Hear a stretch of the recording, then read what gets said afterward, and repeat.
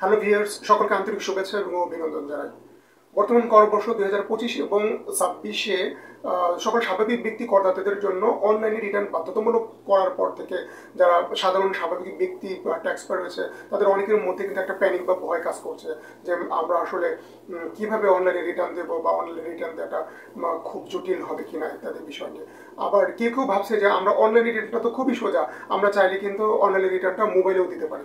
আমি আজকে এই ভিডিওতে আপনাদের একটা কনসেপ্ট ক্লিয়ার করবো যে অনলাইনে ইনকাম ট্যাক্স রিটার্নটা যে বাধ্যতামূলক করেছে, এই অনলাইনে স্বাভাবিক ব্যক্তি করদাতাদের জন্য রিটার্নটা মোবাইলের মাধ্যমে দেওয়া যাবে কিনা। তো চলুন যাই বন্ধুরা আজকের ভিডিওর বিস্তারিত আলোচনাতে। বন্ধুরা, একটা কথা আমি প্রথমেই বলি যে অনলাইনে রিটার্ন নিয়ে প্যানিক হওয়ার কিছু নাই।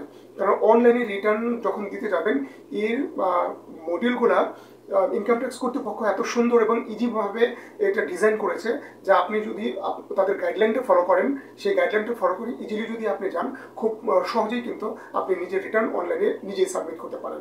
অথবা অনলাইনে রিটার্নের কিন্তু সুন্দর ম্যানুয়াল আছে, এটা জাতীয় রাজস্ব বোর্ডের তৈরি করা। সেই অনলাইন রিটার্নের ম্যানুয়াল পড়েও আপনি অনলাইন রিটার্ন কীভাবে সাবমিট করবেন বাস্তব অভিজ্ঞতাটা আপনি এই অনলাইন রিটার্নের যে ম্যানুয়াল সেখান থেকেও আপনি নিয়ে নিতে পারেন এবং এই ম্যানুয়ালটা পড়ে দেখে দেখেও কিন্তু আপনি সঠিকভাবে আসলে অনলাইনে রিটার্ন সাবমিট করতে পারেন।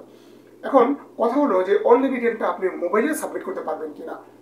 জাতীয় রাজস্ব কর্তৃপক্ষ বা জাতীয় আয়কর কর্তৃপক্ষ এই অনলাইনে রিটার্নের মডিউলগুলো বা অপশনগুলো এত সুন্দরভাবে ডিজাইন করেছে এবং এত ইউজার ফ্রেন্ডলিভাবে তারা এটা ডিজাইন করেছে যে এই সবগুলো অপশন আপনি মোবাইলে পাবেন না। তাই আপনি যদি অনলাইনে রিটার্ন দিতে চান এবং আপনি যদি ইউজার ফ্রেন্ডলি, খুব কনভিনিয়েন্ট এবং কমফোর্টেবলি আপনি যদি আপনার রিটার্নটা আপনি যদি অনলাইনে দিতে চান, তাহলে আপনাকে অবশ্যই ডেস্কটপ বা ল্যাপটপের মাধ্যমে রিটার্ন দিতে হবে।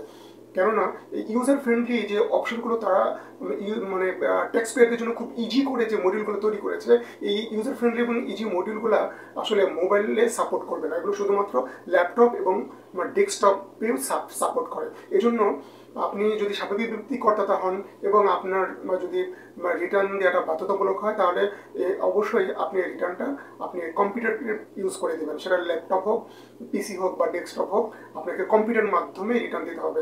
তাহলেই আপনি কিন্তু সঠিকভাবে আপনার আয়কর রিটার্নটা ইলেকট্রনিক সিস্টেমে দিতে পারবেন। মোবাইলের মাধ্যমে কিন্তু আপনি আয়কর রিটার্নের এই ইউজার ফ্রেন্ডলি অপশনগুলো পাবেন না, ফলে আপনি খুব নিখুঁত এবং সুন্দরভাবে আয়কর রিটার্নটা হয়তো আপনার দেওয়া সম্ভব নাও হতে পারে। তাই অনলাইনে আয়কর রিটার্নটা সবসময়ই ল্যাপটপ এবং ডেস্কটপের মাধ্যমে দেওয়ার চেষ্টা করবেন। মোবাইলের মাধ্যমে যেহেতু ইউজার ফ্রেন্ডলি অনেকগুলো অপশনই সাপোর্ট করবে না, সেই ক্ষেত্রে অনলাইনে মোবাইলের মাধ্যমে যদি আপনি রিটার্ন দিতে যান, তাহলে আপনার কিন্তু বিভিন্ন সমস্যার সম্মুখীন হওয়ার সম্ভাবনা রয়েছে।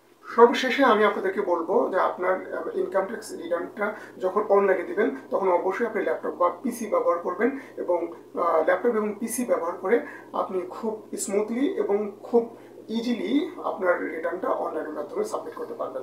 প্রিয় বন্ধুরা, আমি যদি খুব সংক্ষিপ্ত করে বলি তাহলে বলবো যে আপনি যখন আপনার রিটার্নটা অনলাইনে দিবেন, অবশ্যই আপনি ডেস্কটপ বা আপনার পিসি ব্যবহার করবেন, কখনোই মোবাইল ব্যবহার করে আপনি আপনার অনলাইনে ইনকাম ট্যাক্সের রিটার্ন দিতে যাবেন না, তাতে সমস্যায় পড়ার সম্ভাবনা থাকবে বা ইনকমপ্লিট রিটার্ন দেওয়ার সম্ভাবনা থাকতে পারে।